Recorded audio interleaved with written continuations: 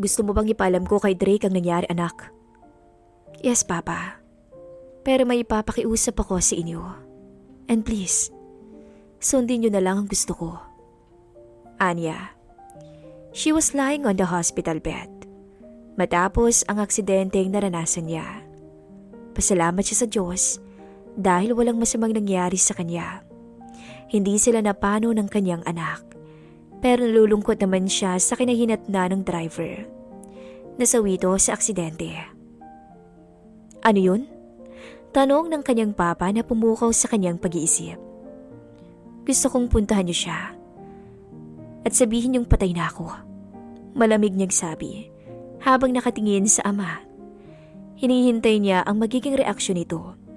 Alam niyang magugulat to, magtataka at magtatanong. Pero handa siya sa kanyang magiging sagot. Pero bakit? Sabat ng kanyang mama na lumapit at hinawakan ng kanyang kamay. Gusto kong pag-isihan niya ang ginawa niya sa akin. I hate him so much. Gusto kong mamatay na ang dating Alison na kilala niya. Mariin niyang sabi na puno ng galit. Muntik na silang mapahamak ng kanyang anak dahil dito. Dahil sa kasamaan nito. Dumaloy naman ang luha sa pisngi ng kanyang ina sa kanyang sinabi. Wala itong alam sa lahat ng pinagdaanan niya kay Drake. At ngayon, malalaman na nitong lahat. Sana lang hindi makapekto yon sa kalusugan nito. Anak, bakit hindi mo sinabi sa akin? May halong pagdaramdam na tura nito. Malungkot siyang ngumiti. Dahil ayokong mag-alala kayo, Mama. Tura niya at muli niyang binalingan ng ama. Basta gawin niyo po ang pakiusap ko, Papa. And one more thing. Isampal niyo sa pagmumukha niya na ama ko kayo. Hindi tulad ng kalokohang pinagsasabi niya.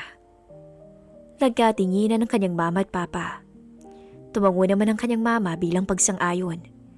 Isang malalim na buntong hininga ang pinakawala ng kanyang papa. Alright, akong bahala, sabi nito. Bago hinaplos ang kanyang ulo na may bendang nakapaikot. 4 years later. Mommy? Dalawang munting boses na nagpabalik ng kanyang isip sa kasalukuyan. 4 na taon na ang nakakalipas mula ng araw na yun at pakiramdam niya parang kahapon lang nangyari. Hindi pa hilom ang sugat na dinulot sa kanya ng lalaking kinamumuhian niya. Inayos niyang pagkakaupo sa bench kung saan nasa backyard sila ng mansyon na may maliit na park na sadyang pinasadya para sa kanyang kambal. Ibinuka niya ang kanyang dalawang braso para salubungin ang 4 years old niyang kambal. Si Dark at si Gray na nagpaunahang lumapit sa kanya. Nauna si Gray na medyo mabilis tumakbo kaysa kay Dark. I win! Yay! Talo ka, Dark! Ani Gray, nayakap sa kanya. Nakasimangot namang lumapit sa kanila si Gray. Hindi masasabing identical tuwi ng dalawa. Kasi magkaiba ang mga tuwa ng feature. Si Dark, kamukhang kamukha ng ama nito. At si Gray naman ang nakakuha sa kanya. Katulad ng pagkakaiba ng itsura ng dalawa, ay ang malaking pagkakaiba rin ng ugali. Si Dark, bata pa lang, nakikitaan na niya ng pagiging bugnutin at may pagkamasungit. Si Gray naman tahimik at mapagmasid. No, pareho kayong winner kay Mommy, okay? Anya na parehong niyakap ang dalawa. How about kay Daddy, Mommy? Winner din po ba kami pareho ni Gray? Si Dark na maitim na nakatitig sa kanyang mga mata. Wala siyang maapuhap na sagot. Sa tanong kaya naman nag-isip na lamang siya ng paraan para mabaling sa iba ang isip ng kanyang mga anak. Mommy made ice cream. Who won it? Nakangiting tanong niya. Agad namang nanlaki ang mga mata ng kanyang kambal at sabay nagtaas ng kamay. Sigurado ka ba sa desisyon mo, anak? Tanong ng kanyang mama habang inilalagay niya ang kanyang mga damit sa loob ng kanyang maleta. Yes, ma. Sigurado na ako about this. It's time to give him my revenge. Pero anak, baka ikaw rin ang masaktan sa gagawin mo. Nag-aalalang sabi nito. Don't worry, Mama. I can handle this. Kayo na munang bahala sa mga anak ko. Desidido ka na ba talagang bumalik ng Pilipinas? Baka naman nabibigla ka lang. Tahimik na ang buhay natin dito kasama ng mga anak mo. Hindi mo na siguro ito kailangan gawin. Matagal na panahon ko itong pinagplanuhan, Mama. Handa na ako. Handa na akong harapin ang lalaking nagdulot ng pait sa buhay ko. Kaya wag niyo na po akong pigilan, Mama. Anya, habang patuloy na nilalagay ang kanyang mga kakailanganin na damit, pauwing Pilipinas. Bumuntong hininga ito bilang pagsuko. Itinigil niya ang ginagawa at lumapit dito. Niyakap niya to ng migpit. Matatahimik lang ako, Mama. Pag naranasan na niya kung anong pinaranas siya sa akin doon. Anya habang yakap to. Wala namang nagawa to kundi hayaan na lang siya sa kanyang desisyon. Nang makalabas to ng kanyang kwarto, kinuha niya ang kanyang laptop. Itinipe niya ang pangalan ni Drake. Lumabas sa screen ang larawan nito. Parang biglang gumuhit ang sakit sa kanyang dibdib. Pagkakita sa larawan nito, kahit lagi niya naman tong tinitingnan. Nakasuot to ng tuxedo. Kuha mula sa isang event na pinuntahan nito. Wala siyang nakitang babae sa tabi nito.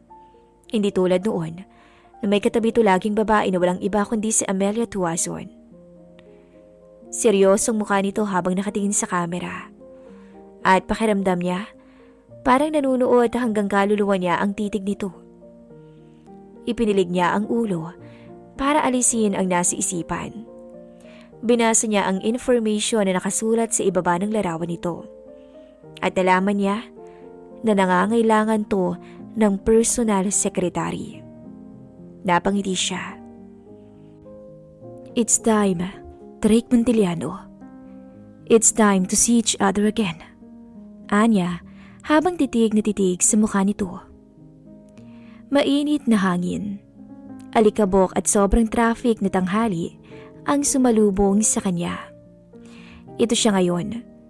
Nakasakay sa isang taxi patungo sa hotel na titigilan niya pansamantala dito sa Pilipinas. Welcome sa kanya.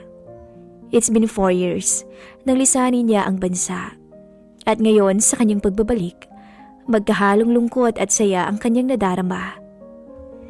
Nanariwa sa kanya ang alaala ng kahapon at nadagdaga ng galit niya kay Drake.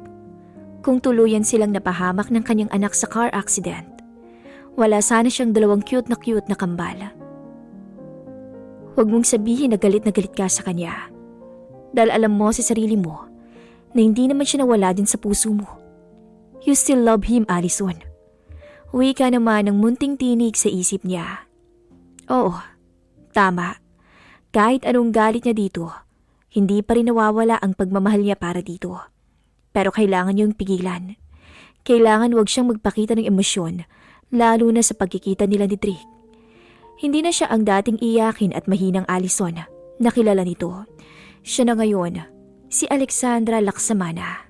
Sa harap nito, hindi si Allison. Isang ngiti ang gumuhit sa kanyang labi. Drake Montiliano, here I come. Mahinang anas niya. Pagdating sa kanyang hotel suite, hinubad niya ang suot na rubber shoes at basta na lang niya yon inihagis sa kung saan. Padapa siyang nag-dive sa kama. Pakiramdam niya pagod na pagod siya. Napakalayo ng Los Angeles sa Pilipinas. Isang buwan ang binigay niyang palugit sa sarili para maisakatuparan ang kanyang mga plano. She planned to make him fall in love to her. And after that, she break him heart like he did to her. Muli siyang napangiti, pero agad ding napawi dahil nakaramdam siya ng pamamanglaw sa kanyang kambal. Namimiss na niya kaagad ang dalawa at naalala niya ang huling pag-uusap nila. Mommy, why you are leaving? Si Gray na nakaunan sa kaliwa niyang braso. Sa kanan naman niya ay si Dark na nilalaro-laro ang kanyang mahabang buhok. Kailangan niyang mag-isip ng magagandang dahilan.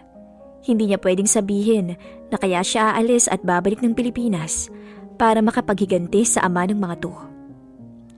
Because your lolo wants me to visit the plantation in Cebu. So mommy's leaving tomorrow, but only for a month, okay? pagdadahilan niya sa halik sa ibabaw ng noon nito.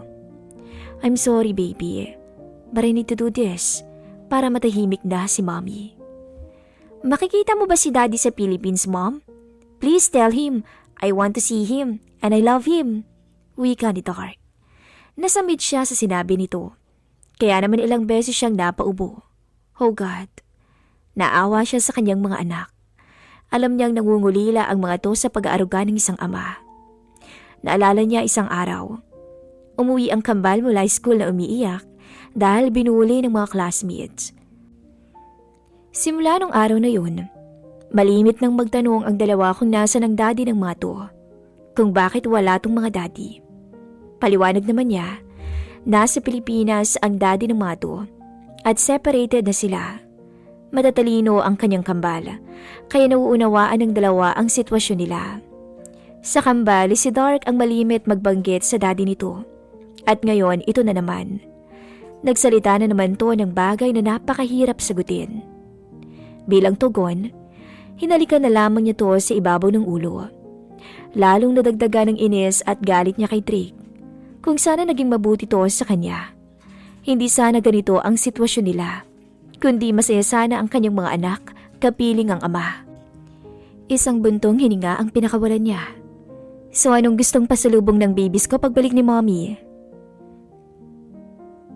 I don't know. Si Gray, want my daddy, mommy.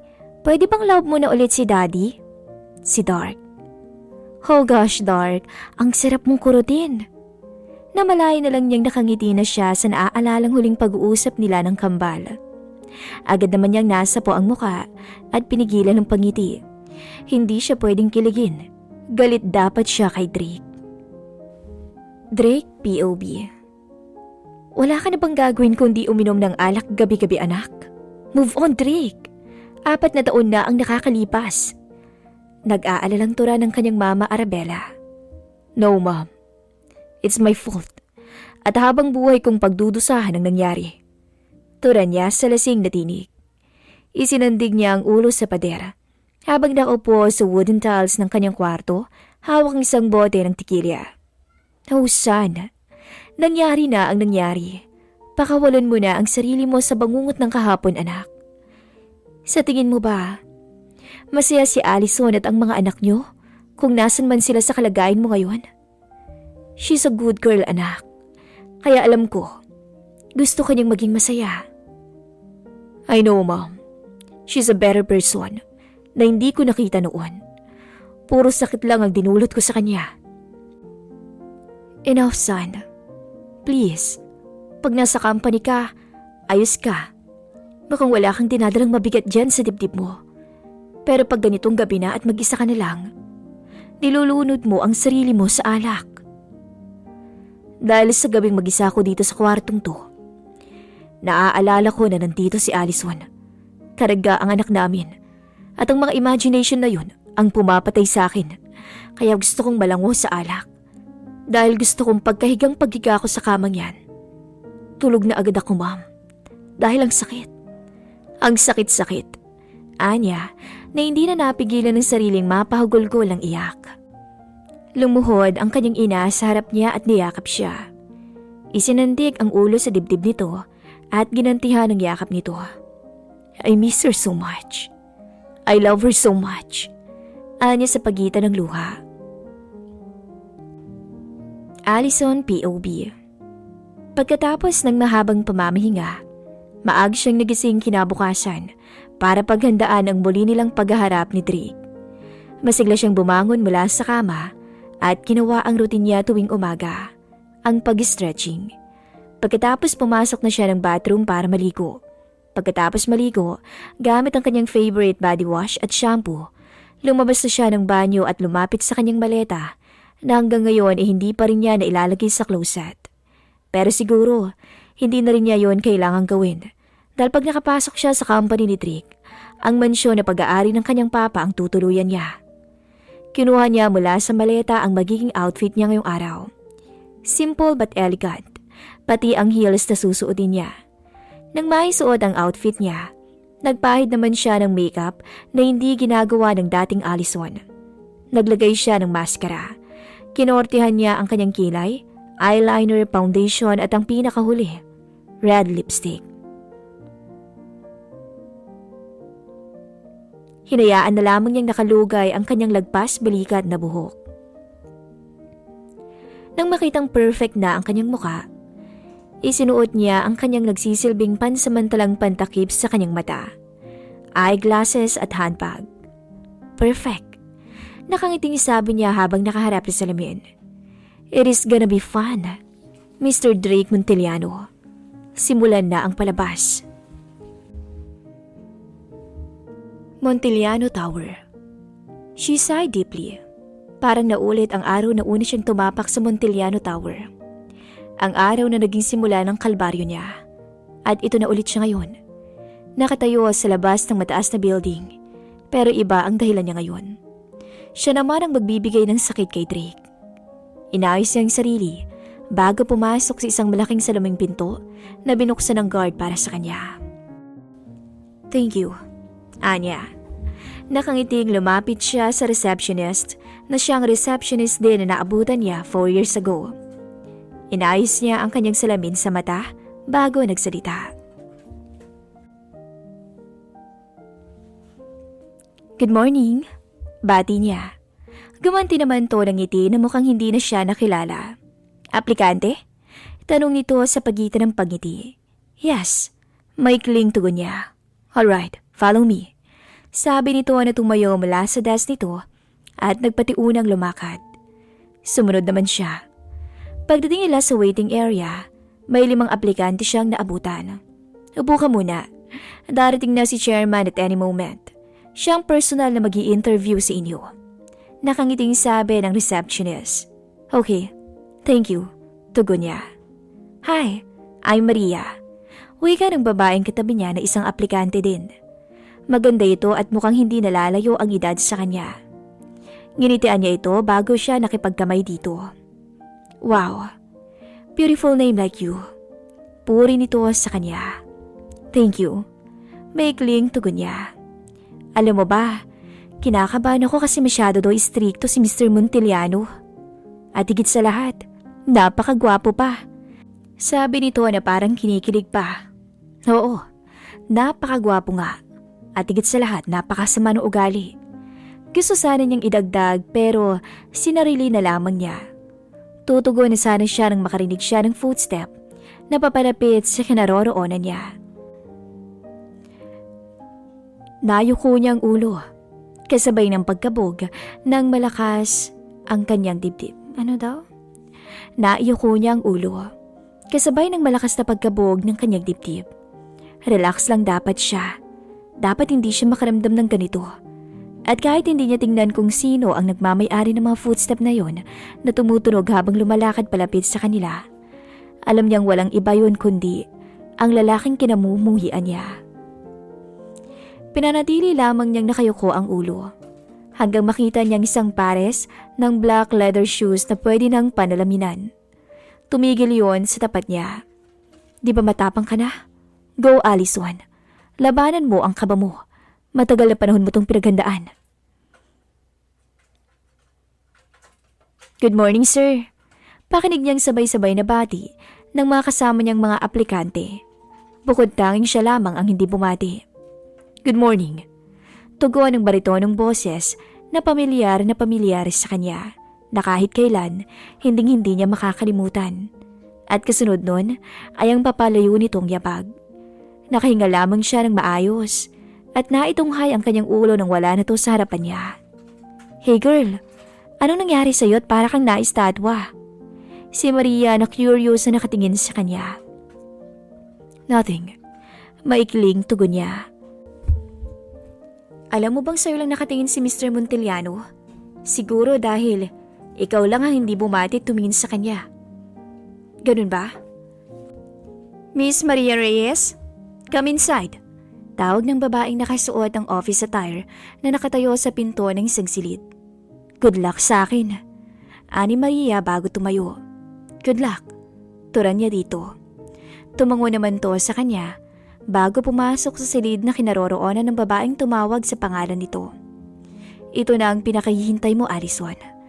Ito na ang oras at araw na muli kayong maghaharap at itatak mo sa isip mo na ikaw si Alexandra Laksamana. Patay na ang dating Allison sa paningin ni Drake. You're strong now. Not a weak and crying baby na si Allison. You can do this. 15 minutes ang tinagal ng interview kay Maria at nang lumabas to mula sa silid, nangingilid ang luha sa mga mata nito at parang nahuhulaan na niya ang nangyari. Sorry for me. Pilit ang ngiting sabi nito pero nangingilid ang luha sa mata. Don't worry. Marami pang trabaho ang naghihintay sa'yo. Konsulan niya dito. Magdilang anghel ka sana. Good luck sa'yo. Sana makapasa ka. Anito, dapat lang Maria. Dapat lang. I have to go na ha? Paalam nito sa kanya. Isang malungkot na ngiti ang binigay niya dito. 4 na lang silang natitira. Sunod na tinawag ang isa pang aplikante at katulad ni Maria, bigong lumabas ang mga ito ng silid. Miss Alexandra Laksamana, it's your turn, sabi ng babaeng naka-office uniform. This is it. It's time. Inayos niya ang sarili bago tumayo at naglakad papalapit sa babae. Inayos din niya ang pagkakasuot ng salamin sa kanyang mata. Kinalma niya ang sarili at isang ngiti ang nakaplaster sa kanyang labi. Good luck. Nakangiting tura ng babae bago binuksan ang pinto para makapasok siya. Good luck, said the lady who wore the office attire with a smile plastered on her lips. I nodded before I knocked the wooden black door. Come in. A very familiar voice come from the inside. Her heart pounding faster and faster, pero kailangan niyang i-relax ang kanyang sarili. Kaya isang malawak na ngiti ang ipinanatili niya sa kanyang labi. And then she opened the door and saw the serious face of Drake, straight looking at me na tagos sa kaibutura ng kanyang kaluluwa. Allison, mahinang anas nito na umabot sa pandinig niya. Yes, sir? Kunwari tanong niya. Inaasahan na niyang sa una nilang paghaharap na tatawagin siya nitong Allison. Nagtama ang kanilang paningin. Nakipaglaban siya ng titigan dito, pero agad din tong nagbaba ng mata na parang napaso sa mga mata niya. So nanalo ko ngayon. Ikaw naman ang unang susuko sa titig ko, Drake. Kahit 4 na taon na ang lumipas, hindi pa rin kumukupas ang angkin nitong kagapuhan na nagpaibig sa kanya noon. Lumipas pa ang ilang minuto bago nito nabawi ang dila. Please sit down. Anang baritonong boses nito. Kinuha ang resume niya na nakapatong sa desk nito. Itinuan naman nito ang pansin sa pagbabasa ng personal information niya. So hindi niya ako nakilala. Nabigla lang siya nang tawagin niya akong Allison. Umupo siya sa bakanting silya sa harap ng wooden desk nito. Alexandra Laksamana. Anas nito na sinandalang likod sa swivel chair nito at tumitig muli sa kanya. May dumi po ba ako sa mukha, Mr. Monteliano? Tanong niya. Your voice. Nito na parang nagulat pa. Katulad ang sa kanya. Parang napaka-importante naman ng taong naaalala niyo, Mr. Monteliano. Kasi mula nang pumasok ako dito sa loob ng opisina niyo, kanina pa kayo tulala. Anya na bahagyang nagbiro. Yes, she's so important to me. But, putol ito. Liar. Napakasinungaling mo. May importante bang palaging sinasaktan? Asshole. But, tanong niya. Umiling to. It's my personal you don't need to ask. Sarkastikong sabi nito. Masungit ka pa rin, Drake. Wala ka pa rin pinagbago. Okay. Nagkabit-balikat na tugon niya at tuloy lang ang pagpapanggap. Nginitian niya ito nang mapansin niyang panay pa rin ang kakaibang sulyap nito sa kanya. Drake's POV. Hindi niya magawang alisin ang tingin sa mukha ng babaeng nasa larawan. Ilang beses niyang kinurapang mata. Binasa niya ang pangalan nito sa personal information nito. Alexandra Laksamana. Anas niya. Hindi siya makapaniwalang kamukhang kamukha to ni Allison. Sa hugis ng muka, sa mata, sa ilong, at higit sa lahat sa korte ng labi nito. Pero hindi naman maaaring ito si Allison. Matagal nang patay ang babaeng pinakamamahal niya. Nagkataon lamang siguro na may kamukha to. Marami namang taong magkakamukha. Itinutok niya ang tingin sa mukha ng babae sa maliit na picture at hindi niya maintindihan ang sarili kung bakit bumibilis ang tibok ng kanyang puso. Yes, kinakabahan siya. Kabang pamilyar sa kanya. Ang kabang naramdaman niya nung una niyang makita si Allison. Nang unang bestong tumapak sa opisina niya. Muli na namang binalot ng kaba ang kanyang puso. Kung hindi lang sana siya naging makasarili at naging ma-pride noon. Sana kasama pa rin niya si Allison at ang kanilang anak. Pero huli na ang lahat. Tuluyan na itong nawala sa kanya.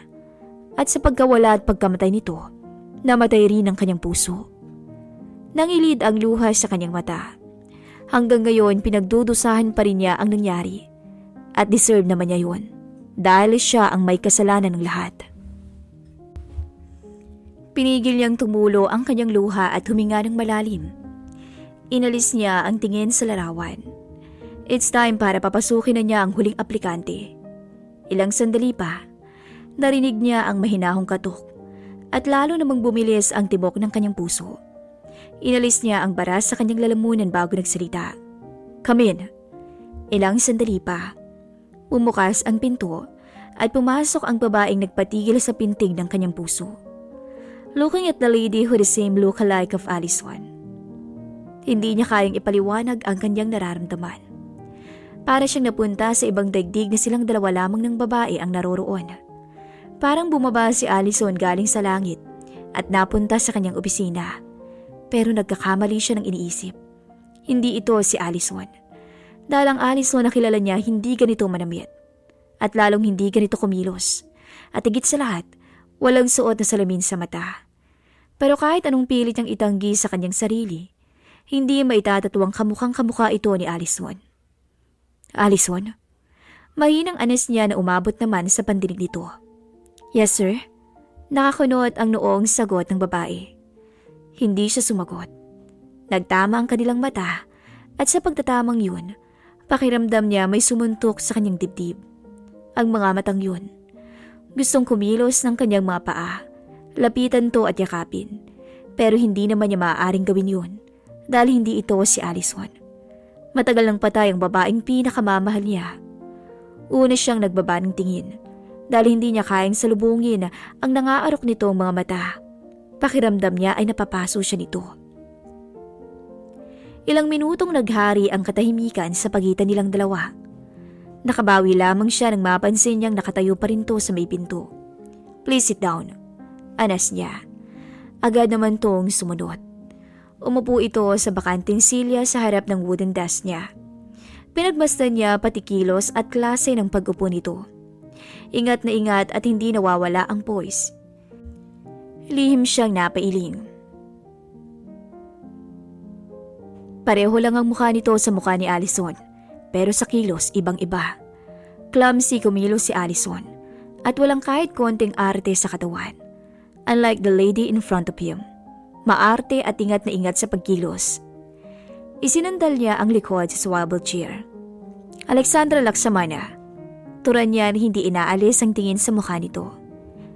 May dumi po ba ako sa mukha, Mr. Montiliano? Medyo nakangiting tanong nito. Your voice. Anas niya. Hindi siya makapaniwala na pati boses nito katulad ng kay Allison. Katulad ng sa kanya. Parang napaka-importante naman ng taong naaalala niyo, Mr. Montiliano.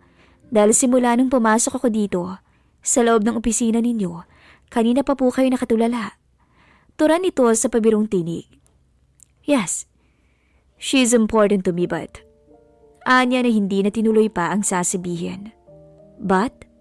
Tanong nito sa kanya. Parang nakaramdam siya ng inis sa tanong nitong yun. Sino ito para alamin pa yun? Bahagya siyang umiling. It's my personal so you don't need to ask. Anya na may halong pagkairita. Okay. Tugon nito na nagkibit balikat. Nginitian siya nito. Ewan pa niya pero parang may kakaiba sa ngiting yun. At sa mga tinging pinupukol nito sa kanya, parang may ibig sabihin na hindi niya alam kung ano. At higit sa lahat, sa unang pagkakataon sa kanyang pag-i-interview sa kanyang mga aplikante, ngayon lamang siya nailang na para siya ang nakaupo sa silyang kinauupuan nito at ito ang nag-i-interview sa kanya, na ito ang boss at siya ang aplikante. Lihim siyang napailing. Nababaliw na yata siya. Nasosobra na siya sa alak. Siguro dapat itigil na niyang pag-inom gabi-gabi dahil hindi lamang liver niyang naapektuhan, pati utak niya. Allison aka Alexandra's POV. Lihim siyang nagdidiwang habang nakatingin sa nalilitong mukha ni Drake. Yeah, she knows na maraming katanungan ang tumatakbo sa isipan nito sa mga oras na to. Sa paraan ng pagtingin nito sa kanya, alam niya na hindi pa rin to makapaniwala na kamukhang kamukha siya ni Allison. Nakamukha siya ng babaeng sinaktan nito noon. Pero hindi pa nagtatapos sa ganito lang ang pagtatagpo nila. Marami pang mga planong tumatakbo sa isip niya. You are graduated as Bachelor of Sciences related in Business Administration degree. Wika nito na may halong tanong. Yes, sir. Sagot naman niya. So tell me, umuwi ka lang ba dito sa Pilipinas para dito maghanap ng trabaho? Bakit hindi ka na lang sa Boston naghanap ng trabaho? Mas maraming magandang oportunidad na naghihintay sa'yo doon. Sunod-sunod na tanong nito habang nakatitig sa kanyang mata. Parang inaanok nito kung tama o mali ang isasagot niya. Ngumiti siya ng bahagya at medyo kinakabahan siya sa mga titig nito, pero kinalma pa rin niya ang sarili. Yes, sir. But I want to work here in Philippines. My heart and life belongs here, not in Boston. So if you're gonna hire me, I promise that I will do my best to do my job as your assistant secretary. And also, I assure you that you will not have to repent. And also, I'll make your life miserable like you did to me a year ago. Gusto sana niyang sabihin, pero sinarili na lamang niya. Kita niya ang bahagyang pagtungo nito na halatang naniwala sa sinabi niya. Okay then, I will give you 3 months to prove yourself in this work. But if I'm not satisfied about your work, I will fire you. Did I make myself clear, Miss Laksamana? Yes, sir. I understand. Thank you. Anya na tumayo at inilihad ang kamay sa harap nito. Tumayo rin naman to at tinanggap ang pakikipagkamay niya. Naglapat ang kanilang mga palad, and then electricity passed through her body that gave her a familiar feeling sa tuwing magdidikit ang balat nila noon. Bahagya din siyang nagulat nang bahagyang pumitlag si Drake nang maglapat ang kanilang balat. Pareho ba sila ng nararamdaman? May kuryente din ba ang nanulay sa katawan nito sa pagkakalapat ng balat nila? Agad naman niyang binawi ang kamay dito. Welcome to Montiliano Shipping Line Industry. Wika ng baritonong boses nito na nag-echo sa loob ng office room nito. Thank you, sir. It's really great to work with you. Nakangiting sabi niya. Nakakatawang isipin na sumasang-ayon sa kanyang panahon. Nagawa na niyang step 1, ang makapasok sa kumpanya nito. And then si step 2, ang tumira sa bahay nito. And then step 3, ang paibigin to at paikutin sa kanyang mapalad. And last, step 4, iwanan tong sugatan, katulad ng sugat na dinulot nito sa kanya. Humanda ka, Drake. Simula na to ng paghiganti ko. On Monday, your work start at 9 a.m. So mas mabuting maaga kang dumating dito sa opisina before I arrive. Because I want my employee are working on time. And I will not tolerate the lateness, Miss Laksamana. So prove it that you're fit for this job. And that is for now. You may go. Seryosong sabi nito na hindi na siya tiningnan. I will, sir. Thank you and good day. Anya na kinuha ang kanyang shoulder bag at naglakad patungong pinto. Nagiinit ang likod niya kaya sigurado siya na nakatingin si Drake sa likuran niya. Hustong nakalapit na siya sa pinto at binuksan yun nang muli siyang humarap dito at hindi nga siya nagkamali. Nakatingin to sa kanya. Mukha pa tong nagulat nang humarap siya at ngumiti siya. Ngiting may pangaakit. Thank you again, Mr. Montiliano. She said before she go outside and shut the door close behind her. Nagdidiwang ang kanyang puso nang lumabas sa Montiliano Tower. Drake POB. Hello, Saban. What's up, Bayaw? How are you? Wika ng nasa kabilang linya na walang iba kundi ang asawa ng kanyang kambal na si Cassandra. Not okay. I need your help, Anya. Oh, sorry to hear that you are not okay. But I'm glad that you need my help. Pabirong sagot nito. Fuck, naiinis na tugon niya. Easy bro, how can I help you? Alam niya kahit hindi niya to nakikita, alam niyang nakangiti to. Please, check the background of Alexandra Laksamana about her personal information and make sure you can get anything about her. And please, if you're done, send me all her personal information through email. Anya. No problem. Salamat. Gusto niyang malaman ang lahat sa likod ng pagkatao ni Alexandra. Hindi niya alam kung bakit, pero nahihiwagaan siya sa pagkatao nito. Namalayan na lamang niya na hawak na niya ang palad na lumapat sa palad ni Alexandra nang magdaob ang kamay nila.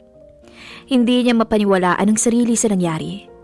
Si Allison lamang ang nagdulot sa kanya ng kuryenteng nanulay sa katawan niya sa tuwing magdidikit ang kanilang katawan. At ngayon, daramdaman niya yun muli sa katauhan ni Alexandra na kahit na kaninong babae ay hindi niya maramdaman except Allison. Pero sa pagkakataong to'y naramdaman niya kay Alexandra sa simpleng pagkakadaiti lang ng balat nila. Nabuhay bang muli si Allison sa katauhan ni Alexandra? Gusto niyang matawa sa naisip. Grabe ang isip niya kung ano-ano na ang pumapasok. Hindi totoo ang reincarnation at kung totoo man yun, million years bago mangyari at 4 na taon pa lang na namatay si Allison, malabong mangyari ang naiisip niya. Para hindi sumakit ang ulo niya kakaisip, itinuon na lamang niya ang isip sa trabaho. Kahit sa araw lamang, makalimutan niya ang dinadala sa dibdib. Dahil sa tuwing uuwi siya sa kanyang bahay, nandun na naman ang pait at lungkot. Hindi niya alam kung hanggang kailan siya ganito. Siguro ay habang buhay na siyang magdudusa. Allison POV. Nakahanda ng ayos niya para sa gagawin kay Drake. Nakasakay siya sa kanyang kotse habang hinihintay ang pagdating ni Drake sa bahay nito. Nalungkot siya habang nakatanaw sa pamilyar na bahay. Hanggang ngayon, doon pa rin pala ito nakatira. Ang bahay na naging saksi ng paghihirap niya sa piling nito. Kailangan niyang alamin lahat ng tungkol kay Drake, kaya siya nag-hire ng private investigator. Kaya ito, nalaman niyang sa bahay na tinitirhan nila noon na natiling nakatira si Drake at ngayon nga, mas magagawa niyang maayos ang kanyang plano dahil kabisado niya ang pasikot-sikot sa bahay na to. Napangiti siya. Ano kayang magiging reaksyon nito sa makikita? Tiningnan niya ang oras sa kanyang wristwatch. 9 PM na ayon doon. May 4 na oras pa siya para paghandaan ang gagawin. Chinek niya ang mga gagamitin. Black long wig, white gown, and fake na pregnant tummy. White foundation and black lipstick. Okay lahat. 4 na oras pa ang natitira para sa kanyang pag-aayos. Excited na siya sa gagawin. Sana lang magtagumpay siya at mapaniwala to. Lagot ka sa akin, Drake. Drake POV. Nakaramdam siya ng pananakit ng ulo, kaya ito ngayon, 5 PM pa lang ng hapon nagpasya na siyang umuwi. At habang sakay ng kanyang expensive car, naglalaro pa rin sa isipan niya ang mukha ni Alexandra. Ang boses ito na parang musika sa kanyang pandinig. Are you okay, Chairman? Si Jason na nakatingin sa rearview mirror. Napansin din siguro nito ang pananahimik niya. No, and yes, sagot niya. Gusto niyang sabihin dito ang tungkol kay Alexandra at ang pagiging kamukha nito kay Allison. Pero hindi naman niya magawang ibuka ang bibig. Baka kung ano pang isipin nito sa kanya. Saksi din ito sa pinagdaanan niya nang mawala si Allison. At sinabi nitong lahat sa kanya ang nangyari ng araw na makita niya ito at si Allison na magkayakap sa kotse. Ang araw na lubos din niyang ikinagalit na hindi naman pala dapat. Nalubos niyang pinagsisisihan at kung maibabalik lamang niya ang araw at panahon, ginawa niya ang tama. Nakakunot ang noong nakatingin sa kanya si Jason. Alam niyang naguguluhan to sa sagot niya. Pero hindi na siya umimik at itinutok na lang ang tingin niya sa labas ng bintana. Bumalik sa isip niya kung bakit nanakit ang kanyang ulo. Dinampot niya ang kanyang iPhone at sinagot ang tawag. Bro, sagot ang nasa kabilang linya na walang iba kundi si Savan. Nagawa mo na bang pinapagawa ko? Yes. What have you found? Nothing. Walang personal information sa kanya. Tanging ang nahanap ko lang ay sa Boston siya nagtapos at doon tumira and nothing more. Delete ang ibang information tungkol sa kanya. Mahaba nitong sagot. What? Are you serious? Hindi makapaniwalang turan niya. Imposible na wala tong mahanap na kahit na ano. Yes, and one more thing. Kamukhang kamukha siya ni Allison. And my Cassandra tell me also when she saw the picture of Alexandra sa laptop ko. Parang nahihiwagaan ako sa pagkatao ng Alexandra na yan, bro. Anito na hindi maitago ang pagkaintriga sa tinig. Hindi siya sumagot. Dahil kahit siya nahihiwagaan sa babae, pero may bahagi ng puso niya na umaasa na ito si Allison. Nabuhay si Allison. Na hindi totoong namatay ito, na sinabi lamang ng ama nito na patay na to para magsisi siya. Pero kung si Allison at si Alexandra ay iisa, bakit kailangan pa nitong gumamit ng ibang pangalan? Umiling siya, pero malabong mangyari ang iniisip niya. At kung totoo man yun, siya na ang pinakamaligayang lalaki sa mundo. Kailangan niyang alamin ang totoo at alam niya ang paraang gagawin. Hello Drake, are you still there? Pukaw sa kanya ni Savan. Yes, and thank you, bye. Anya tsaka pinutol ang linya. Biglang kumirot ang ulo niya. Nakakapag-isip ang katauhan ni Alexandra, pero aalamin niya ang katotohanan sa likod ng pagkatao nito. Kahit masakit ang ulo, gumuhit ang ngiti sa kanyang labi. Namalay na lang niya na pumasok na sa driveway ng kanyang bahay ang expensive car niya. Masyadong lumayo na ang takbo ng isip niya kaya hindi na niya namalayan na nakarating na pala sila. Nang maipark ng maayos si Jason ang sasakyan ay bumaba na siya. May ipag-uutos pa po ba kayo? Wika ni Jason. Wala na, bakit? Anniversary namin ng girlfriend ko. Kung wala na kayong pag-uutos, pwede na po ba akong umuwi? Ngumiti siya bago tumango. Go! Gamitin mo na rin yung car and send my greetings to her. Nakangiting tura niya. Gumanti naman to ng ngiti bago nagsalita. Thank you, Chairman. Maikling sabi nito. Isang tango ang isinagot niya bago to tinalikuran. Nagtuloy na siya papasok ng front door. Nang makapasok sa loob ng bahay, ito na naman ang pamilyar na pakiramdam. Ang lungkot na araw-araw niyang nararanasan. Nang makapasok siya sa living room, pabagsak siyang humiga sa couch. Ipinikit niya ang mga mata at ipinatong ang kanyang braso sa kanyang noo hanggang makaramdam siya ng antok at unti-unti siyang lamunin ng kadiliman. Allison POV. Ilang sandali pa, bumaba na siya sa kanyang kotse habang nakasukbit sa likod niya ang isang backpack kung saan nakalagay ang gamit na kakailanganin niya. Madilim naman ang gilid na bahagi ng mataas na gate, kaya walang makakakita sa kanya kung liliban siya sa kabilang bakod at sanay naman siyang umakyat. Kailangan niyang makapasok sa loob ng gate bago pa dumating si Drake. At ilang sandali pa, para siyang pusang naglambitin sa bakal na gate. Madali siyang nakaliban sa kabilang bahagi ng gate. Tumapak ang kanyang rubber shoe sa Bermuda grass. Nice, Allison. Nakangiting tura niya. Iginala niya ang paningin sa paligid. Patay ang ilaw ng buong bahay. Tanging ang maliit na ilaw malapit sa bukana ng gate ang may ilaw. Nang mga sandaling yun, parang may sakit na kumidlit sa kanyang puso. Yes, she missed this place. Isang malalim na buntong hininga ang pinakawalan niya. Binura niya ang kasalukuyang nararamdamang lungkot at sakit sa kanyang dibdib. Kailangan magawa niyang kanyang binabalak. Naglakad siya sa gilid ng bahay hanggang marating niya ang pinto sa likod. Hinawakan niyang seradura at pinihit yun pabukas. Dakalak. Kinuha niya mula sa kanyang bag ang isang maliit na kawat at yun ang kanyang ginamit na susi. Tagumpay. Ilang sandali pa bumukas na yun. Pinihit niya pabukas ang doorknob. Kadiliman ang sumalubong sa kanya. Sinanay niya ang mata sa kadiliman pero sa tulong naman ng sinag ng buwan na tumatagos sa malaking bintanang salamin, natatanglawan niya ang kanyang dadaanan. Nasa loob na siya ng kitchen. Kailangan niyang makarating sa dati niyang kwarto. Dahan-dahan siyang naglakad at ingat na ingat ang kanyang kilos.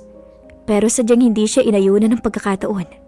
Hindi sinasadyang may natabig siya na kung anong bagay na hindi naman niya nakita kung ano yun. Bumagsak yun sa tile floor, kaya nagbigay yun ng malakas na ingay. Kinabahan siya, pero kampante naman siyang walang tao sa loob ng bahay dahil ang pagkakaalam niya walang kasamang maid si Drake. Tanging may pinapadala lamang na isang maid mula sa mansyon ng mamagulang nito para maglinis ng bahay nito. pero hindi pa rin niya napigilan ng dibdib na kumabog. Drake POV. Naalimpungatan siya nang makarinig ng bumagsak na bagay mula sa kusina. Kunot ang noong bumangon siya mula sa couch. Mabigat ang katawang tumayo siya at naglakad patungong kusina. Pakiramdam niya umiikot ang kanyang paligid. Samantala si Allison, marahan pa rin siyang naglakad hanggang makarinig siya ng mabibigat na yabag palapit sa kinaroroonan niya. Kinabahan siya, mukha yatang may tao sa loob ng bahay. Papalapit ng papalapit ang yabag at patuloy rin sa pagbilis ang tibok ng kanyang puso. Shit, bulong niya. Mukhang mabubulyas ang binabalak niya. Natatarantang mabilis siyang lumapit sa pinto kung saan siya pumasok at hinawakan ng doorknob. Kailangan niya makaalis bago pa siya makita kung sino man ang nagmamay-ari ng mga yabag na yun. Pipihitin na sana niya ang seradura nang biglang magliwanag ang paligid. Bumukas ang ilaw. Who the hell are you? Nanigas siya pagkarinig ng matigas at baritonong boses na yon. Hindi siya makagalaw. Pag hindi siya nakaisip ng paraan, tiyak na mahuhuli siya. I said, who the hell are you? And what are you doing in my house? Mautoridad na wika nito na may halong galit. And then she heard the footstep come closer to her. Kaya lalo na siyang nataranta. Mabilis niyang pinihit ang door na pabukas. Walang lingong likod na mabilis niyang binuksan yun. At mabilis pa sa pusa na lumabas siya ng pinto. Nakalabas na siya ng pinto kaya akala niya makakatakas na siya. Kaso, may humagip ng isa niyang kamay para pigilan siya sa gagawing pagtakas. Where do you think you're going? Galit na sabi ni Drake. Shit, hindi niya pwedeng harapin si Drake. Dahil pag ginawa niya yun, makikilala siya nito. Oh jeez, no choice. Ba't kailangan ko ulit gawin? Itinakip niya sa kanyang muka ang mahabang buhok gamit ang kanyang mga kamay. Kita lamang ang kanyang mata. Madilim naman sa bahaging kilalalagyan nila kaya sigurado siyang hindi siya nito maaaninag. Ang mahalaga, nakatakip ang kanyang muka. Maigpit pa rin itong hawak ang kanyang kaliwang kamay. Takip ng kanyang buhok ang kanyang muka nang humarap siya dito. Sabay angat ng kanyang tuhod at tumama iyon sa pagitan ng dalawang hita nito. Sa poli si Manuel. Napasigaw si Drake, sabay bitiw sa kanyang kamay. Napalood din to habang sa po ng dalawang kamay nito ang nasaktang bahagi ng katawan. At iyon na ang hinihintay niyang pagkakataon. Mabilis niya itong talalikuran at lumapit sa mataas na gate at nangunyapit. Umakyat siya at lumiban sa kabilang bakod. I will find you. And when I caught you, I swear, you will pay for this. Narinig pa niyang sigaw nito bago siya matagumpay na nakaliban sa kabilang bahagi ng gate. Hanggang makarating siya sa kotse niyang nakapark sa di kalayuan. Habol ang kanyang hininga nang sa wakas ay makasakay na siya. Inis na inis siya. Ang backpack sa kanyang likod ay inihagis niya sa backseat. Naiinis siya dahil palpak ang kanyang plano. Hindi niya nagawa. Akala niya wala pa si Drake sa bahay nito. Yun pala nauna pa sa kanya. Maybe next time. Inis na bulong niya. Naalala niya ang ginawang pagtuhod dito. And then, second time, nagawa na naman niya. Noong first time nilang magkita, nang dukutin niya ang wallet nito na muntik na siyang mahuli. At ngayon, muntik na ulit siyang mahuli. Kaya sorry na lang. Wala siyang maiisip na ibang paraan para matakasan to kundi yun lang. Binuhay na niya ang engine at pinatakbo ang kanyang kotse palayo sa lugar na iyon. Iinot-inot na naglakad si Drake papasok sa loob ng bahay. Kung sino man ang pangahas na pumasok sa kanyang bahay at higit sa lahat tumuhod sa kanya, magbabahid to sa ginawa niya. Hustong papasok na siya sa loob ng pinto nang maapakan niya ang isang bagay. Kunot ang noong tinampot niya yun. Isang wristwatch ng isang babae na alam niya kung sino ang nagmamay-ari. Yuray walang iba, kundi ang pangahas na tumuhod sa kanya. Yes, babae ito dahil sa mahaba nitong buhok. Pero hindi niya maaninag ang mukha nito dahil madilim, lalo na nang itakip nito sa mukha ang mahaba nitong buhok. Pag sinuwerte nga naman, nag-iwan pa ng ebidensya. Anya, bit-bit ang relo, tuluyan na siyang pumasok sa loob ng bahay. Umupo siya sa couch at sinipat ang wristwatch na hawak. Napakunot ang kanyang noo. Isa yung expensive luxury wristwatch na alam niyang hindi biro ang laki ng halaga. Once na siyang nagregalo ng katulad nito. isa sa mga naging girlfriend niya noon. At paano magkakaroon ng ganito kamahal na wristwatch ang isang magnanakaw kung pagnanakaw nga ang dahilan ng pagpasok ng mapanghas na babaeng yun sa bahay niya. He leaned his back on the couch. Baka isa ito sa mga babaeng nasaktan niya noon na gusto siyang paghigantihan. Or maybe, baka nakuha lang ng pangahas ang watch sa isang nanakawan nito. Naiiling na ipinatong niya sa side table ang wristwatch. Lalong sumakit ang kanyang ulo ngayong araw na to. Matapos ang tagpo sa kanyang opisina sa ka-lookalike ni Allison. Heto naman at may panibago na namang pandagdag sa sakit ng kanyang ulo. He needs to find that presuming lady. Allison POB. Kanina pa siya nakatitig sa siling ng kanyang kwarto sa mansyon. Pero hanggang ngayon, hindi pa rin siya dalawin ng antok. Magkahalong lungkot at inis ang nararamdaman niya. Inis dahil hindi niya nagawa ang kanyang balak kay Drake. Lungkot dahil sobrang namimiss na niya ang kanyang mga anak. Kinuha niya ang kanyang laptop at nagpa siyang tawagan ng kanyang mama sa Skype. Ilang ring bago may sumagot. Bumungad sa screen ng laptop ang kanyang mama, together with dark at gray na naka-wide smiles. Lalo tuloy niyang namiss ang kanyang mga anak. Bakit ngayon ka lang nag-video call, anak? Miss na miss ka na nitong mga kambal. Bungad ng kanyang mama. Masyado kasi siyang naging busy sa pagpaplano, kaya 2 days na niyang hindi na kumusta ang kanyang kambal. Masayang bumungad ang kambal sa kanya, na parehong walang tigil ang pagkaway. Gumanti naman siya ng kaway at sa sobrang pagkamis niya sa dalawa, nangilid ang kanyang luha. Marahan niyang pinahid ang kanyang mga mata para hindi na tumuloy sa pagpatak ang kanyang luha. Mommy? Why are you crying? Si Dark na napansin ang pag-iyak niya. Because Mommy is missing you and Gray, sagot niya. So, why you do not come back here? Si Gray na lumungkot din ang muka. Because there are more things that I need to do here, baby, but when Mommy finish everything, I will assure you that Mommy will come home quickly. I miss you already, Mom, si Gray. Mom, have you seen my daddy there? Are you already told him that I said hi? Si Dark nakita sa muka ang pag-asang maganda ang sasagot niya. Not yet, son. But if I see him, I will greet him for you, baby. She lied. Kita niya ang pagbuntong hininga ng kanyang mama. Alam nitong nagsisinungaling siya, pero hindi ito umimik at nakikinig lang sa pag-uusap nila ng kanyang mga anak. Okay, Mom. And also hug him for me, ah. And tell him that I and Dark love him, even though we never seen him. But hopefully someday. Si Gray na baka sa mukha ang pag-asa. Para siyang sinuntok si sinabi nito. Siya bang may kasalanan kung bakit hindi nabuo ang pamilya niya? Kung bakit hindi niya nabigyan ng buong pamilya ang kanyang mga anak? Mas pinairal ba niya ang kanyang pride kesa magtiis sa piling ni Drake noon? Pero nagtiis naman siya. Ipinakita naman niya ang pagmamahal niya kay Drake, pero hindi siya nito tinanggap. Sinaktan lamang siya nito. Natapos ang pag-uusap nila ng palitan ng I love you, at hanggang sa matapos, paulit-ulit na naririnig niya sa kanyang isip ang sinabi ni Gray. Tell him that I and Dark love him, even though we never seen him, but hopefully someday. Katulad ng huling pag-uusap nila ni Drake, 8 a.m. nasa Montellano Tower na siya. Gusto niyang ma-impress niya ito sa unang araw pa lang ng trabaho niya. Si Alona ang nag-assist sa kanya, ang babaeng nakasuot ng office attire noong interview niya. Mabait to at palangiti.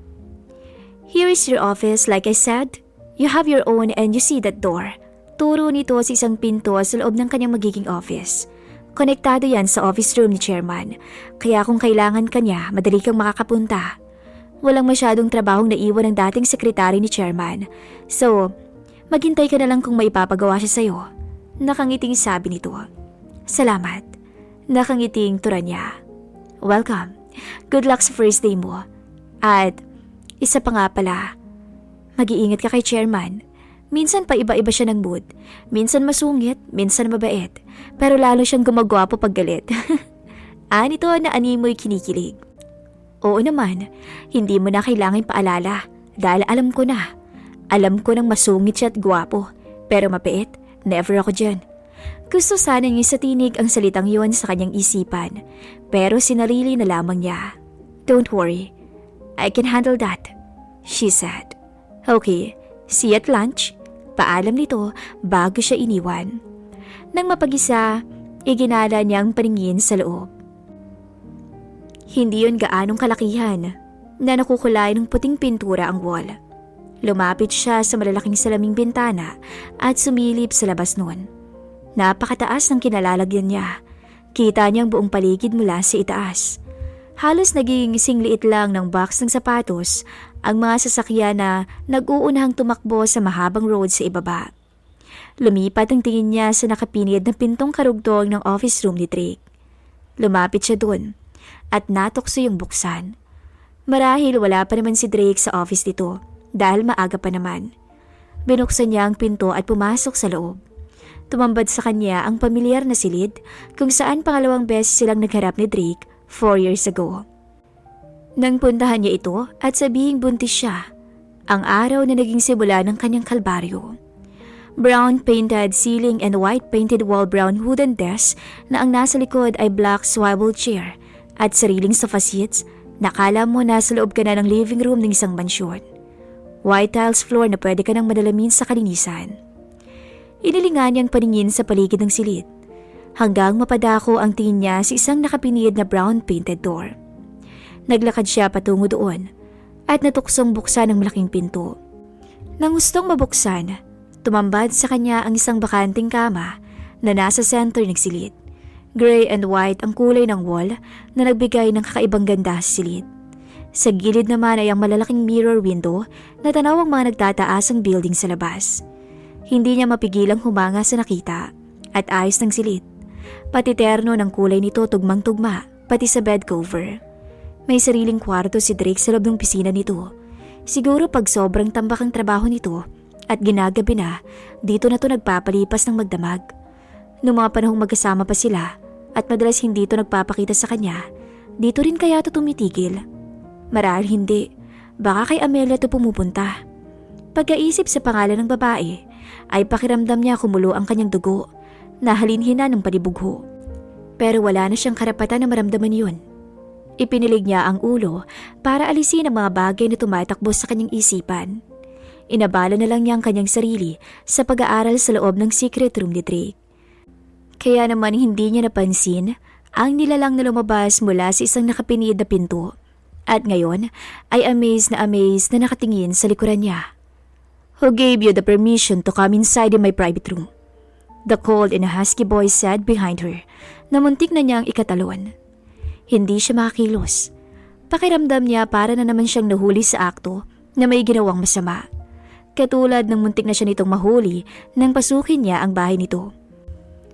"Tatalikuran mo na lang ba ako, Miss Laksamana?" Nito na parang may pait ang pagbanggit sa pangalan niya. Inirelax niya ang sarili at isang ngiti ang namutawi sa kanyang labi bago marahang pumihit paharap dito at napasingap siya sa nakita. Si Drake, nakatayo sa harap niya na half naked. Tanging ang puting towel lamang ang nakatakip sa ibabang bahagi ng katawan nito. Basa pa ang buhok nito na halatang bagong paligo lamang at may ilang butil ng tubig ang tumutulo sa maskulado nitong katawan pababa sa may puso nito. Nakita rin niya ang ilang hibla ng maliliit na balahibo sa may puso nito pa ibaba. Oh my gosh.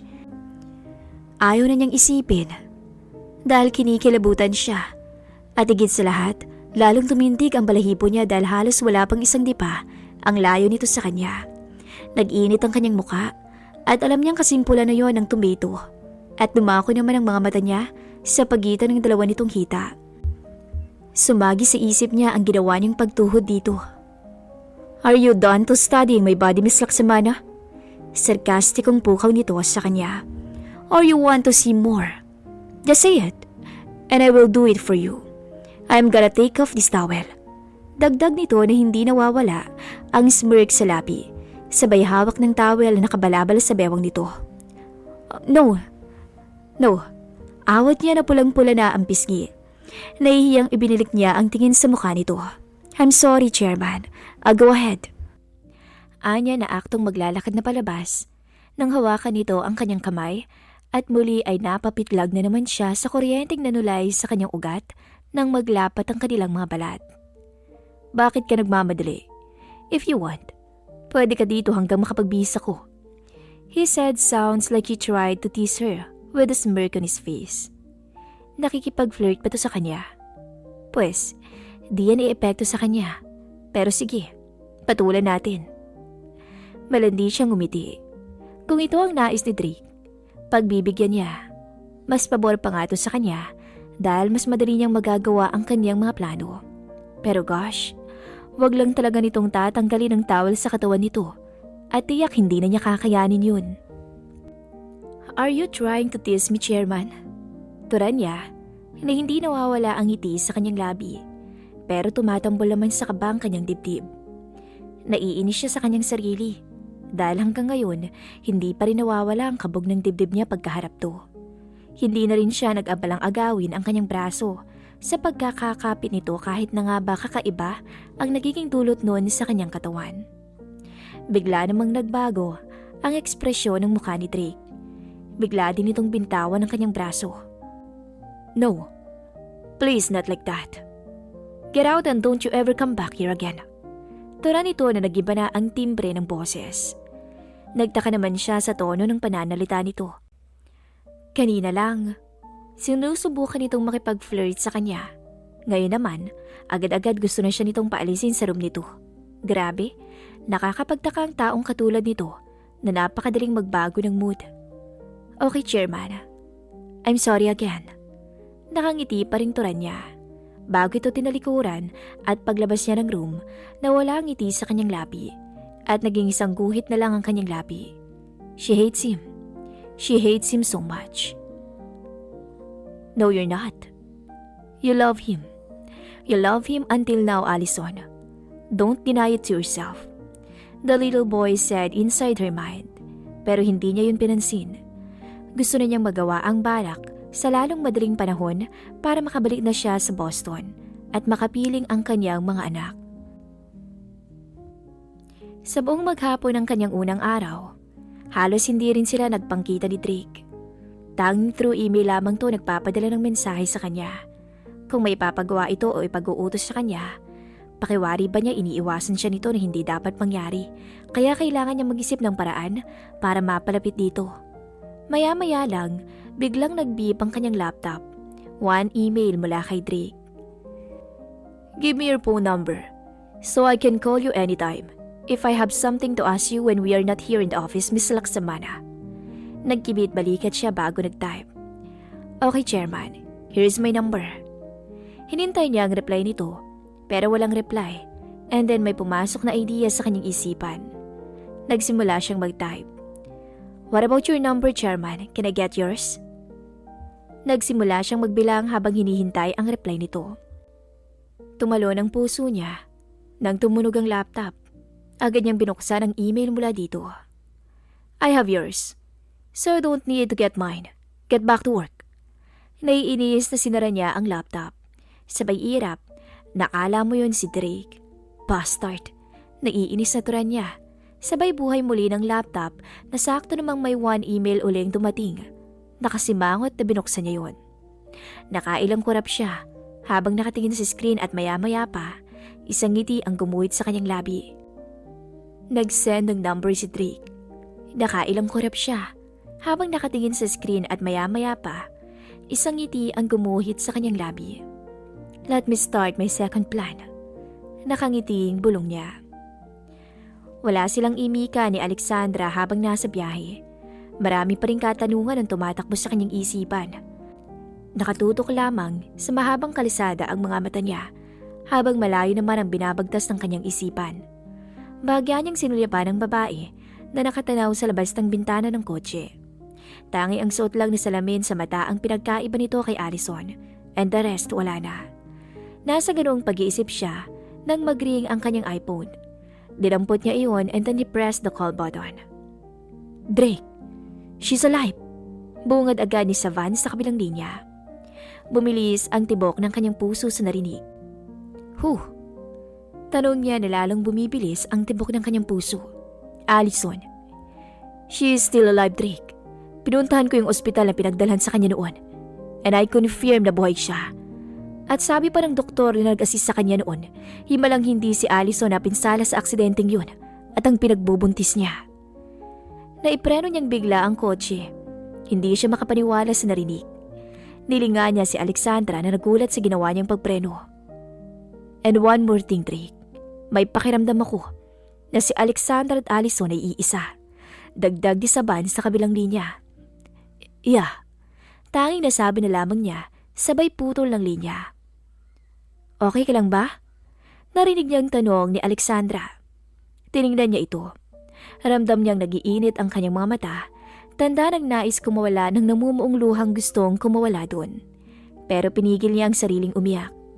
Gusto niya itong yakapin, ikulong sa kanyang mga bisig, pero hindi niya magawa. Ayaw niyang malaman ito na alam na niya. Alam na niya ang katotohanan. Gusto niyang malaman kung bakit ito ginagawa ang mga bagay na to. Kung bakit ginawa nitong magpanggap. At ang anak niya, nasaan na? Bakit hindi nito kasama? Magkahalong lungkot ang saya ang nararamdaman niya ng mga oras na yun. Sa nalamang malaking katotohanan, buhay si Allison at ito. Kasama niya sa loob ng isang sasakyan at higit sa lahat buhay ang anak nila. Chairman, are you okay? Muling tanong nito. You need to act normal, Drake. Don't show your emotion now. Not now. Act like you don't know anything. Inalis niya ang bara sa kanyang lalamunan at isang malalim na buntong hininga ang pinakawalan niya. Yeah, I'm fine. Let's go. Seryosong turan niya na muling pinatakbo ang kotse. Kung ano man ang pinaplano nito laban sa kanya, hahayaan niyang gawin yun. Nasagot na nga ang katanungan sa isip niya na nais nitong magigante sa kanya. Alam niya noon na sobrang ginawa niyang pananakit dito. Kaya siguro itinago nito sa kanya ang kanyang mga anak at pinalabas na patay na to para pasakitan siya. At ngayon, nagbalik to para gantihan siya. At tatanggapin niya ang gusto nitong gawin sa kanya. Kahit pa magiging dahilan nun ay ang pagkadurog ng kanyang puso. Pagdating nila sa kanyang bahay, hinatid siya nito sa magiging silid nito. Ang silid na inuko pa rin nito 4 na taon na ang nakakalipas. Pansamantala ito munang magiging silid mo. Anya na sinuri ang magiging reaksyon nito at nakita niyang kakaibang lungkot na dumaan sa mukha nito. Allison. Turan niya si isip. Gusto niya itong yakapin at halikan pero hindi pa pwede ngayon. I'm sorry, Allison. Kung ano man ang binabalak mo, I let you to do that. But I promise, I will make you mine again forever. Thank you, Chairman, for letting me stay in your house. Nakangiting sabi nito. Anything, Allison. Bulong niya si isip. Make yourself comfortable, Miss Laksamana. I hope you like this room. Yes, I like it. I like the color pink. Kwarto ba ito ng kapatid mo? Tinitigan niya ito bago nagsalita. No, this is my fiancé room. Tumango-tango to bago muling inilinga ang paningin sa kabuuan ng silid. Baka magalit siya pag nalamang nagpatuloy ka ng ibang babae sa kwarto niya. No, she's not. Maikling sagot niya. Really? Ang bait naman niya kung ganun. Sagot nito na mukhang nagulat pa. Yeah, she's so kind. At huli na bago ko na-realize ang kabaitan niya. Nakita niya ang pagbabago ng ekspresyon ng mukha nito. Kunot ang noong tumingin to sa mga mata niya. What do you mean? She's gone. Maikling sagot niya. Allison POV. Yeah, she's kind at huli na ang lahat bago ko na-realize ang kabaitan niya. Sagot ni Drake na bakas ang lungkot sa tinig at mukha. Liar. Nagkunwari siyang hindi naapektuhan sa sinabi nito. What do you mean? Kunwari tanong niya. She's gone. Maikling sagot nito na titig sa mukha niya. Pakiwari ba niya hinihintay nito ang magiging reaksyon niya? Oh, I'm sorry. Anya ninilagay pa sa kanyang bibig ang isa niyang palad na kunwari nagulat sa sinabi nito. Pinalungkot din niya ang kanyang mukha. I'm sorry for your loss, Chairman. Yes, I lost her. I lost the girl I love. Tura nito na totoong kinabigla niya. Hindi nito inalis ang titig sa kanyang mga mata. Pakiramdam niya, tumigil na sa pag-ikot ang kanyang mundo at parang echo na narinig niya sa kanyang isip ang mga sinabi nito. Yes, I lost her. I lost the girl I love. Pabaling-baling siya ng higa at mag-uumaga na pero hindi pa rin siya dalawin ng antok. Gustong maniwala ng puso niya sa sinabi ni Drake pero iba naman ang dinidikta ng kanyang isipan. Paulit-ulit niyang naririnig ang salitang binanggit ni Drake kanina. Gusto niyang paniwalaan ang sinseridad sa boses nito nang banggitin nito ang mga katagang yun. Pero hindi siya dapat maniwala sa sinabi nito. Dahil ang katulad ni Drake Montiliano, hindi marunong magmahal. Bato ang puso nito. At kung paniniwalaan niya yun, para na naman siyang kumuha ng batong ipupukpok sa kanyang ulo. Naging estupida na siya noon, kaya hindi na niya hahayaang muli yung maulit. Hindi dahil sinabi nitong mahal siya, may magbabago sa plano niyang paghihiganti. Tuloy ang plano niya, at ngayong nakapasok na siya sa bahay nito, mas magagawa niyang kanyang mga balak. Pero ramdam niya sa kaibuturan ng kanyang puso, nandoon ang lungkot at pag-asam na sana, totoo ang sinabi nito na mahal siya. Nangilid ang luha sa kanyang mga mata, at namalayan na lang niyang dumadaloy na ang luha sa kanyang pisngi. Sana kung totoo nga ang sinabi nito. Dapat noon pa. Dapat noon pa nito sinabi sa kanya. Dapat hindi na siya nito sinaktan. At sana, wala sana sila sa ganitong sitwasyon. Maras niyang pinahid ang kanyang luha, pero huli na ang lahat para sa kanila. Nasaktan na siya. Nabalot na ng galit ang kanyang puso.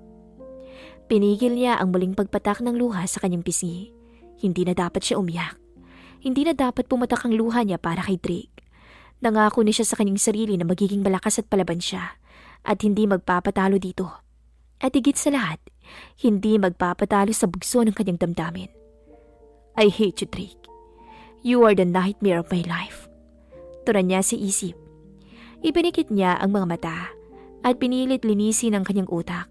At maya-maya pa, naramdaman niya ang antok at hinayaan niyang sariling dalhin sa kadiliman. Nalimpungatan siya ng maramdaman, parang may mga matang nakamasid sa kanya.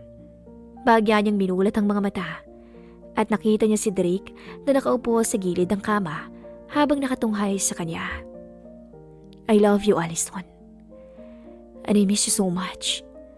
Mahinang sabi nito na umabot naman sa pandinig niya. Groggy pa siya sa antok, kaya muli niyang pinikit ang mga mata. At ilang sandali pa, naramdaman niya ang pagdampi ng mainit at malambot na bagay sa kanyang labi. Pero dahil sa sobrang kaantukan, muli siyang nakatulog. Kinaumagahan, pagkagising niya ay naalala niya ang kanyang panaginip ng nagdaang gabi. Si Drake ay nasa loob ng kwarto niya at sinabihan siya ng I love you at miss na siya nito. Natawa at nailing siya sa kanyang panaginip. Tinawag siyang Allison ni Drake sa panaginip niya. So at least, sa panaginip nakilala siya nito. Kung talagang totoo ang sinabi nito na mahal siya, dapat nakilala siya nito unang pagkikita pa lang nila. Dahil ang pusong nagmamahal, hindi nakakalimot. Ipinilig niya ang ulo at binalik sa kasalukuyan ng kanyang isip. Kahit puyat ng nagdaang gabi, pinilit niyang gumising ng maaga para pumasok ng maaga sa opisina. Babangon siya mula sa kama at ininat-inat ang kanyang katawan. Muli niyang iginala ang kanyang paningin sa loob ng silid. Walang ipinagbago ang dating kwarto niya. Kung anong itsura dito nung inalisan niya, ganun pa rin nang siya'y bumalik. Napukaw ang kanyang pagmamasid sa silid nang makarinig siya ng may hinang katok. Lumapit siya sa pinto at binuksan yon. Maaliwalas na mukha ni Drake ang nabungaran niya. Basa pa ang buhok dito na halatang galing sa paliligo. Naka-formal suit na rin to at napansin niya na hindi maayos ang pagkakalagay ng necktie nito. Good morning. Nakangiting bati nito sa kanya at sa puso niya na hindi pa rin mapigilang lumundag sa tuwing ngingitian siya nito. Good morning. Maikling tugon niya. Mukhang napuyat ka kagabi, kaya okay lang na hindi ka muna pumasok sa trabaho. Magpahinga ka muna. Anito, nananatili pa rin nakatayo sa labas ng pinto. No, it's okay. Kaya kong pumasok sa trabaho, chairman. At saka hindi ako pwedeng umabsent sa trabaho. Baka i-fired mo ako agad. Anya na may halong biro ang tinig. Don't worry, Alexandra. Hindi ko gagawin yun. Nakangiting sabi niya. Kahit na anong sabihin mo, papasok pa rin ako so I excuse myself. I need to take a bath na. Nakangiting turan niya. Hindi niya maintindihan ang kanyang sarili dahil hindi balat kayo ang pagngiti niya. Totoo iyon na galing sa kanyang puso.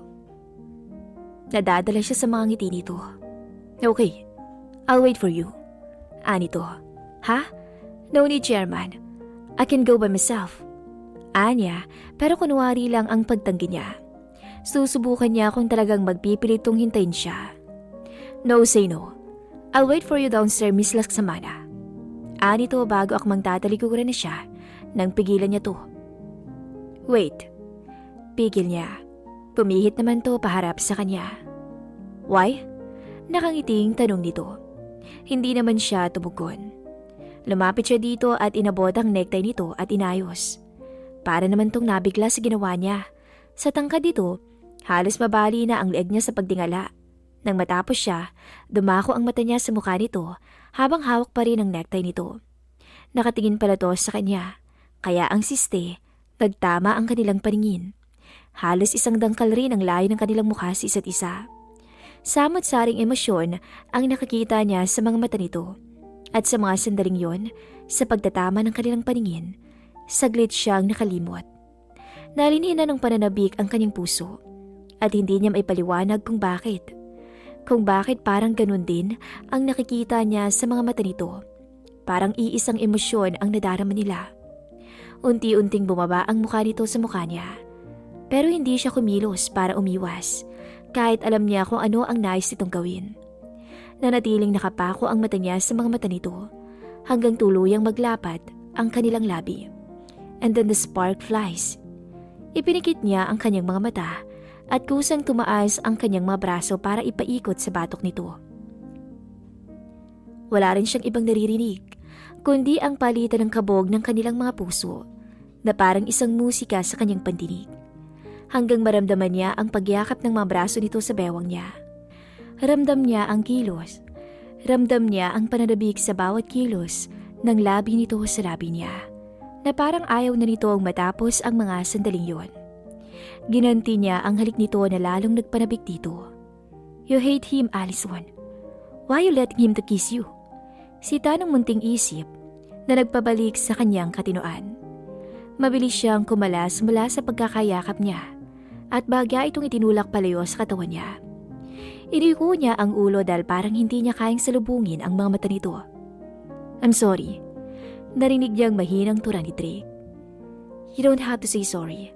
I need to take a bath. Tura niya na tinalikuran na to at pumasok sa kanyang kwarto sabay sara ng pinto. Nangihinang isinandal niya ang likod sa dahon ng pinto. Gusto niyang pektusan ng sarili dahil nagpadala siya sa bugso ng kanyang damdamin. Hindi niya napigil ang kanyang sarili. Nararamdaman pa rin niya ang pangangatog ng kanyang matuhod. Grabing epekto ng halik dito sa kanya. Huminga siya ng malalim bago nilisan ang pinto at naglakad patungo sa bathroom. Kung hindi niya kukontrolin ang kanyang sarili, baka siya na rin ang mahuli sa sarili niyang bitag. Sa office, ay hindi pa rin siya makapag-concentrate sa kanyang trabaho. Dahil bumabalik sa kanyang isipan ang namagitan sa kanila ni Drake kaninang umaga. Nawala siya sa kanyang sarili. Hindi niya akalain na malakas pa rin ang epekto ng halik nito sa kanya. Paano kung tuluyang nawalang kontrol niya? Saan sila hahantong? Napailing siya. Simula ngayon, kailangang kontrolin niya ang kanyang sarili. Siya ang magpapaibig dito. Pero bakit pakiwari niya? Siya na naman ang muling mahuhulog dito. Because you still love him. You hate him, pero nangingibabaw pa rin ang pagmamahal mo para sa kanya. Hindi niya pinansin ang maliit na tinig sa kanyang isipan. Kahit anong mangyari, hindi na mauulit ang pagkakamali niya nun. Naputol ang pagmumuni-muni niya nang mag-beep ang kanyang laptop. Binuksan niya iyon at nakita niya ang isang email mula kay Drake. Come into my office. Agad namang tumibok ng mabilis ang kanyang puso sa nabasa. Parang hindi pa niya kayang humarap dito, pero no choice naman siya. Boss niya ito, kaya kung anong sabihin at ipagawa nito susundin niya. Ano ka ba, Allison? Di ba dapat si Drake ang matakot sa'yo? Bakit baliktad yata? Ikaw tong natatakot humarap sa kanya. Umayos ka nga. Inisaturan niya sa isip. Isang malalim na buntong hininga ang pinakawalan niya. Inayos din niya ang sarili bago tumayo mula sa kanyang swivel chair at naglakad palapit sa pintong konektado ng office ni Drake. Binuksan niya ang pinto at pumasok sa loob. Pagpasok niya, nakatutok agad ang mga mata ni Drake sa kanya. Gusto niyang kutusan ang sarili dahil naiilang siya sa mga titig nito, sa uri ng pagkakatitig nito sa kanya. Nakasandal ang likod nito sa swivel nito habang nakapako ang tingin sa kanya na parang bawat kilos niya sinusubaybayan nito. Dukutin ko kaya yung mata mo? Anya sa sarili. Pinilit niyang ngumiti habang papalapit dito, pero hindi ito gumanti ng ngiti. Bagkus, nanatili lamang tong nakamata sa kanya. Sit down. Anang baritono nitong tinig nang gustong makalapit siya. Walang imik na agad siyang tumalima. Anong ipag-uutos ninyo, Chairman? Paramal niyang tanong na kahit ilang na ilang sa tingin nito, pilit niyang sinalubong ang mga mata nito. I want you to sign on this contract. Turan nito na iniusod palapit sa kanya ang isang folder na puti na nakapatong sa wooden desk nito. What's this all about, Chairman? Tanong niya din dinampot ang folder at binuksan. Katunayan na sumang-ayon ka sa napag-usapan natin. At ibig sabihin diyan na hindi ka pwedeng umalis o mag-resign sa trabaho mo hanggat hindi natatapos ang period of contract mo, Miss Laksamana. Nito na may diin ang pagbanggit sa pangalan niya. Hindi naman siya makapaniwala sa sinabi nito. Isang buwan lang ang palugit niya sa kanyang sarili para maisagawa ang paghiganti dito. At pagkatapos nun ay babalik na siya sa Amerika. So hindi maaari ang gustong ipagawa nito sa kanya. Pero kung hindi naman niya pipirma ng kontrata, maaalis siya sa trabaho. Paano mga plano niya? What if, tsaka ako nilang pirma ng kontratang yan pag naka 1 month na ako, Chairman? Turan niya na nagbabaka sakaling papayag to sa suhestyon niya. Ngumiti ito sabay iling. Hindi pwede, Miss Laksamana. I'm your boss. At ako ang magdidesisyon sa bagay na yan. If you are not willing to sign that papers, so you are free to pack your things and leave. Nakangiting turan ito.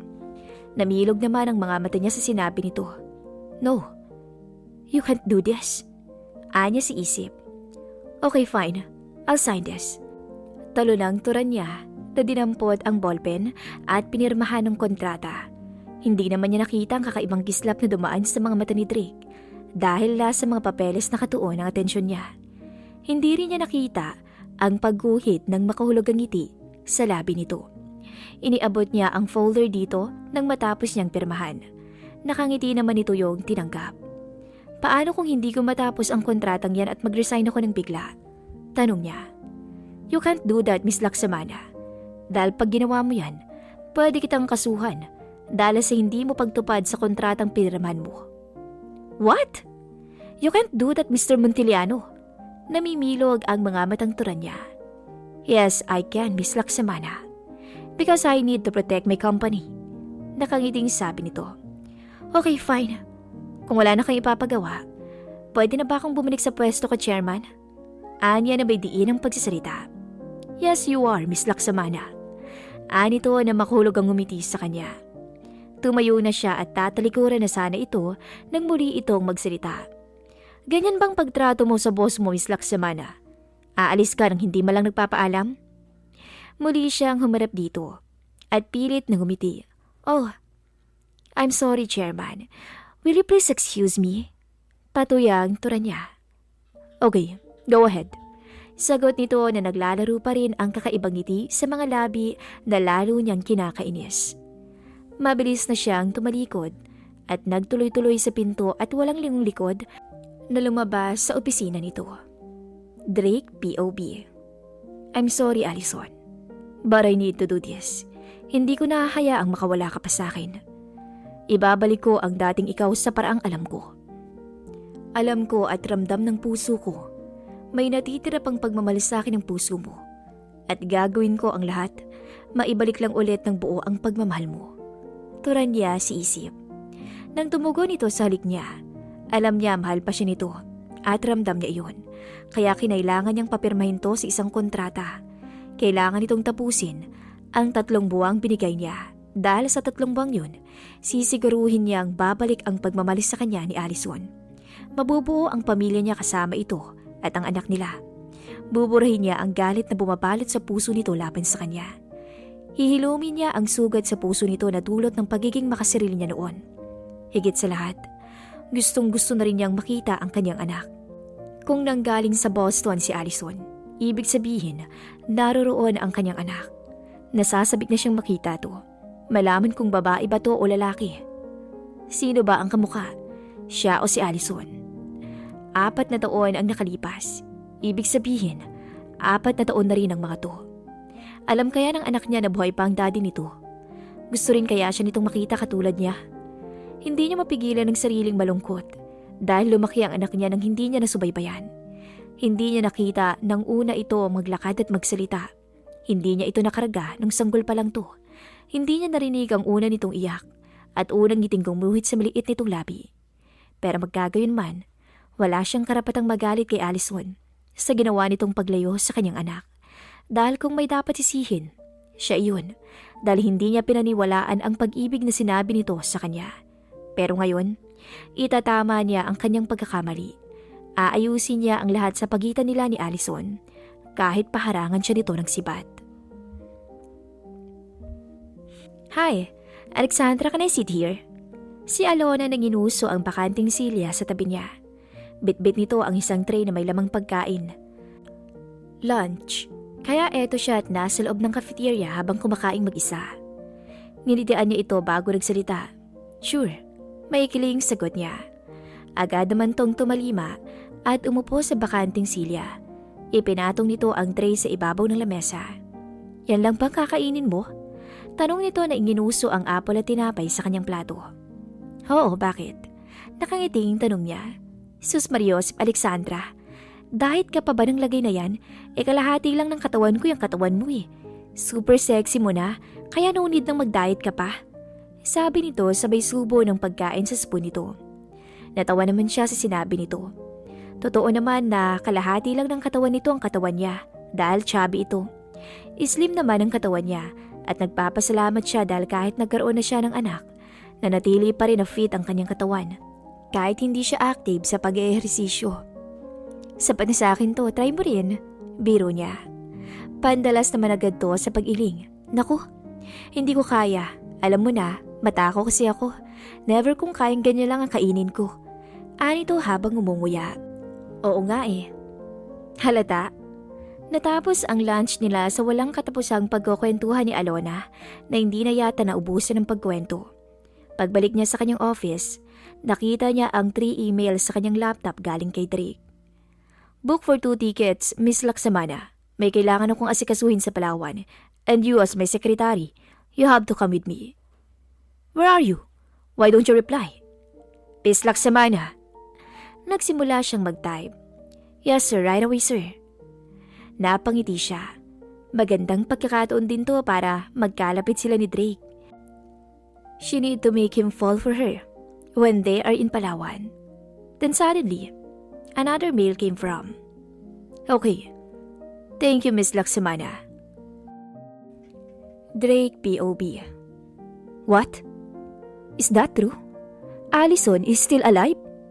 Hindi makapaniwalang bulalas ni Arabella. Yes, ma'am. Pero mas pinili niyang magpagkapilang ibang tao. But why? Bakit naman niya gagawin ang bagay niyan, anak? Because she hates me. Malungkot niyang sagot. Hindi rin nawawala ang sakit at pait sa kanyang tinig. Napabuntong hininga ang kanyang ina. Lumapit ito sa kanya at tinapik ang kanyang balikat. I don't know what happened between you two in the past. But you need to do something para mapatawad ka niya, anak. Alam ko mahal ka pa ni Allison. Dahil kung hindi, never na siyang babalik. Natatakpan lang ng galit ang pag-ibig niya sa'yo. Kung buhay si Allison, buhay rin ang mga apo ko. Gusto kong makita ang apo ko, Drake. Ani Zach na may matigas na tinig. Yes, Dad. But I need to fix first the things between me and Allison. Gusto kong ayusin muna ang lahat bago ko isunod ang anak namin. Sana nga maayos mo yan, Drake. Dahil kung hindi, ako ang gagawa ng paraan para makuha ko ang apo ko. Si Zach. Sweetheart. Just leave everything to Drake. I know he can do this. I believe him. He made a mistake and he had to fix it by himself. Si Arabella. Thanks, Mom. Anya na inakbayan to bago niya hinarap ng ama. And Dad, don't worry. Makikita ninyo ang apo niyo At gagawin ko ang lahat para mangyari yun.